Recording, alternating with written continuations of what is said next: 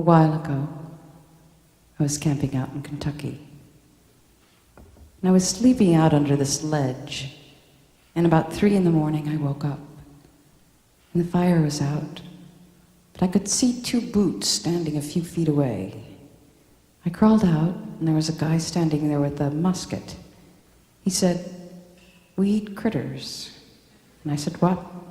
And he said, "Critters, squirrel, possum, night animals. We hunt them at night."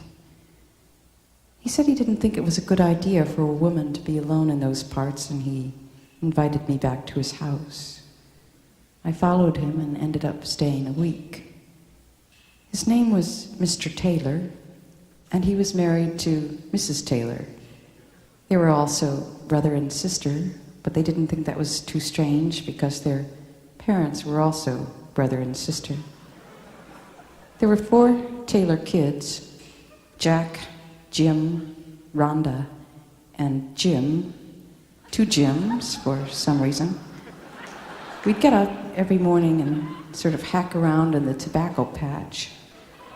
And when it got too hot, we'd just sit around on the porch and sort of stare out. The landscape around there was completely desolate, except for the tobacco plants. Standard Oil had strip mined it in the 30s.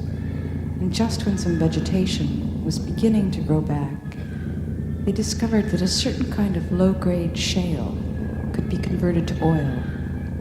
So they came back in and drilled holes, very deep holes, hundreds of feet down into the bedrock. But they never got around to filling them in afterwards.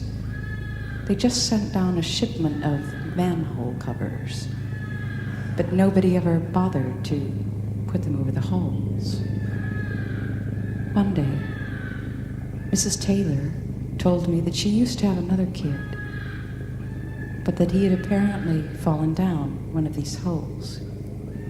Her description was very abstract. Nobody tried to rescue him. He just fell down the hole. She said, "Well, one day I saw him out there, and I was watching, and then I didn't see him out there no more."